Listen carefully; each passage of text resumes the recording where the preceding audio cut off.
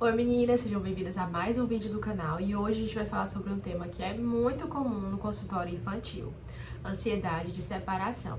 Então aquela criança que não quer ficar longe dos pais ou de uma figura de segurança, não quer ficar sozinha na escola, tem muita dificuldade às vezes até de entrar no seu consultório, pode ser, dependendo do que a gente vai conversar aqui hoje, que essa criança apresente ansiedade de separação.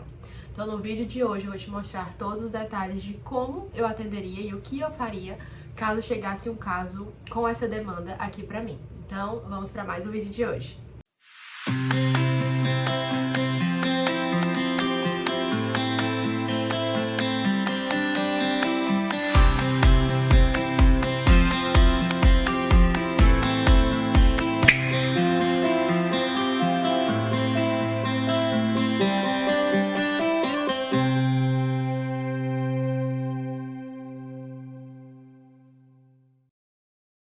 Então vamos começar mais um vídeo de hoje, mas antes não esquece de curtir, se inscrever e ativar o sininho, que toda terça tem vídeo novo no canal, das dúvidas que vocês mandam tanto aqui, quanto no nosso grupo do WhatsApp e também lá no Insta, @psivalescaromão. Agora sim, vamos começar.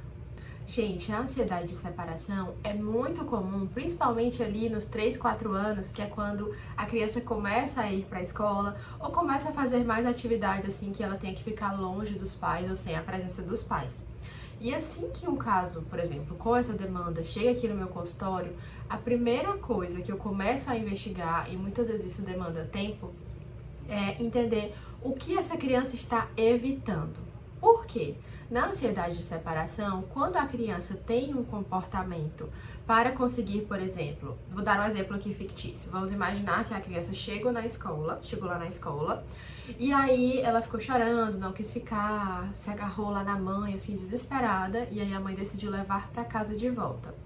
O que essa criança está querendo evitar, do que ela está fugindo ou do que ela está se esquivando quando ela apresenta esse comportamento de não querer ficar longe de figuras associadas como figuras de proteção.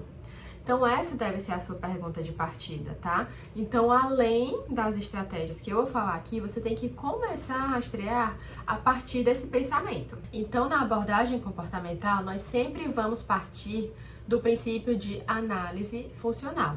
O que acontece antes, qual o comportamento da criança e qual a consequência. Então vamos pegar novamente esse exemplo da escola. Se a criança chora, e vamos imaginar que a mãe não leva para casa, mas ela fica ali mais 20 minutos, mais 30 minutos na escola, às vezes ela entra na sala e fica com a criança a aula inteira. Então assim, a consequência, que foi a apresentação desse comportamento, né, de chorar, se agarrar à mãe, dizer que está com medo, dizer que não quer ficar naquele ambiente, foi reforçada pela presença da mãe por mais tempo. Então, o nosso objetivo, a gente vai precisar entender assim os detalhes para conseguir planejar uma intervenção em que a criança consiga aos poucos ir se separando com segurança e, digamos assim, com menos sofrimento dessa figura de apego ou de segurança para ela. Então eu vou dividir aqui o vídeo em 3, digamos, áreas de intervenções em que você precisa atuar para conseguir alcançar um resultado eficaz na intervenção com criança com ansiedade de separação. Então vamos para o primeiro. No consultório, o que você tem que fazer? Saiba que, muito provavelmente, se a criança tem ansiedade de separação, quando ela tiver uma sessão com você, provavelmente ela vai querer que o pai ou a mãe entrem juntos. E aí, a partir desse momento, você já vai começar a usar estratégias de dessensibilização sistemática, que são pequenos passos que a gente estabelece até alcançar o comportamento-alvo. Qual é o comportamento-alvo? A criança permanecer os 50 minutos de sessão dentro da sala com você sem a família, né? Sem o pai, sem a mãe, enfim. Então, se na primeira sessão a mãe ficou a sessão inteira, vá combinando que na segunda sessão a mãe vai falar, olha, eu vou pegar uma água e já volto. Fica aí brincando com a tia Valesca. Aí a mãe pega a água e volta. Depois a mãe fala, na próxima sessão. E aí vocês vão calculando o tempo.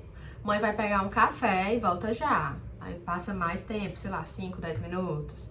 E aí assim você vai tentando fazer esse passo a passo para que a criança vá se acostumando com a sua presença, se sentindo segura com você no consultório e entendendo que a família vai estar ali esperando após esse encerramento da sessão. Quando a criança estiver muito bem vinculada com você, você pode começar a trazer esse tema à tona. Tem um livrinho que eu vou mostrar aqui que eu uso muito para esse objetivo, que é Não Quero Sair da Bolsa. É um livro bem bacana, porque ele traz toda a historinha do canguru que não quer se separar da mãe.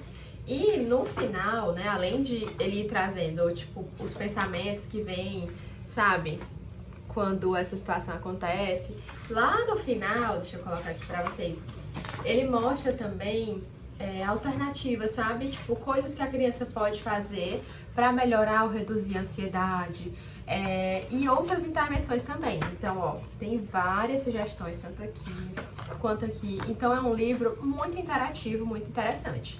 Então, a partir do momento que você conseguiu vincular bem com a criança, já está com ela na sessão, o segundo passo é começar a abordar esse tema.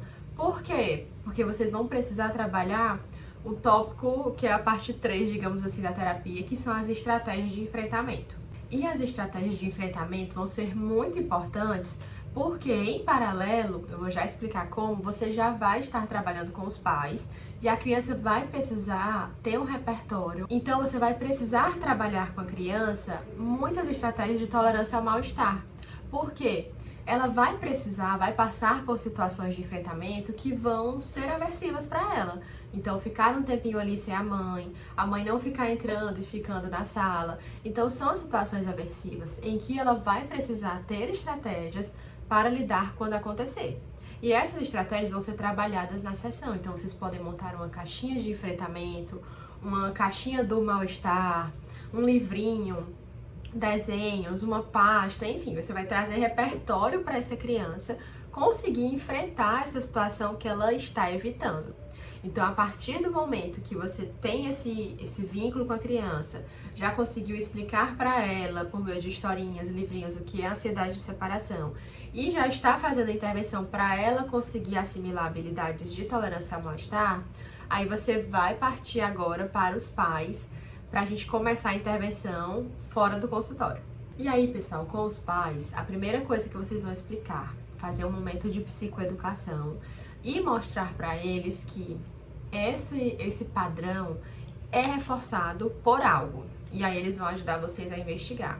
Se é um pensamento de que algo ruim pode acontecer com meus pais, por isso eu não quero me afastar deles, ou algo ruim pode acontecer comigo, meus pais não vão me proteger, ou algo, sei lá, os meus pais não vão mais voltar para me buscar porque, enfim, ou eles vão fazer alguma coisa sem mim, enfim.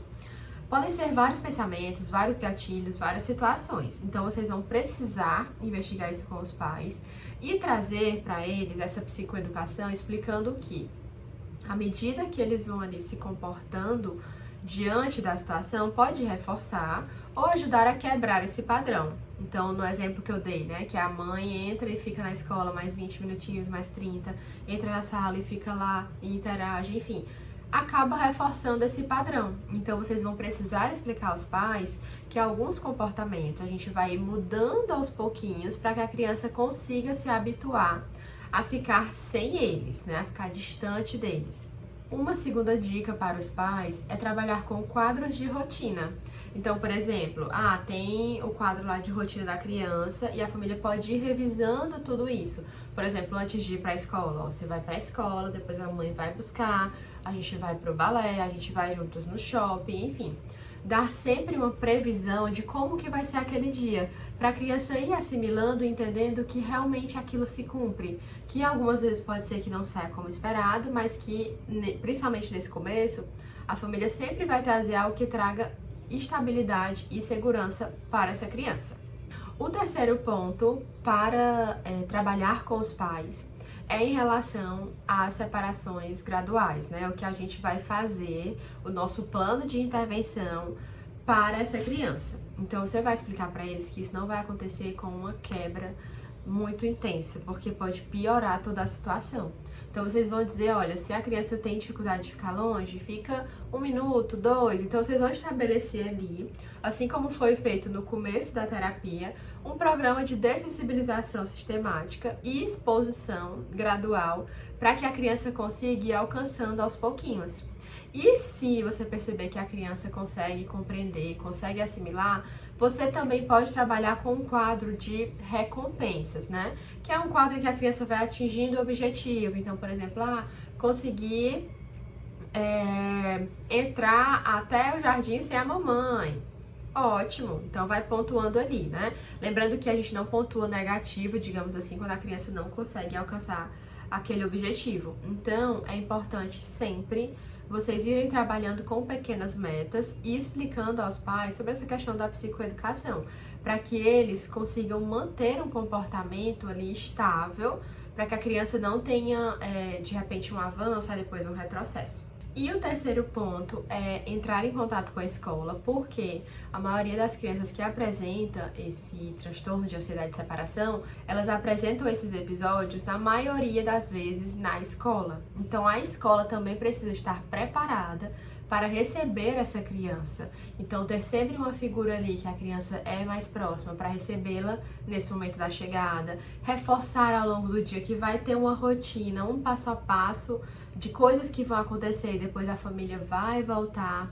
Sempre que a criança estiver bem, estiver segura, olha, você tá muito bem fazendo a tarefinha, aprendendo, brincando com os amigos, isso é muito legal. Ou seja, vai reforçando para ela os ganhos de estar ali na escola, de estar nesse ambiente. Então, a escola precisa caminhar em conjunto e ter também profissionais que consigam dar esse suporte que a criança precisa, principalmente ali no começo, na hora que os pais precisam entregar a criança para que fique tudo bem. Então, vamos recapitular aqui toda a nossa aula de hoje. A primeira coisa, sempre fazer análise funcional, é o nosso ponto de partida. Entender o porquê, o que a criança está querendo evitar, para em seguida começar a intervenção dentro do consultório, depois abranger para os pais e escola. Assim, todo mundo trabalhando em equipe, as coisas vão funcionar e caminhar melhor. E se esse conteúdo te ajudou, não esquece de curtir para ajudar o nosso canal a crescer ainda mais e compartilhar com a sua amiga psi que também está começando ou que tem muitas dúvidas em relação ao atendimento no consultório. Também queria te convidar para o nosso grupo de supervisão, então eu vou deixar o link aqui na descrição para caso você tenha mais dúvidas, e lá a gente comenta e detalha sobre casos reais e temos aulas mais longas de conteúdos como esses aqui, só que de uma forma mais aprofundada. E é isso, pessoal, espero que tenham gostado, um beijo e até o próximo vídeo.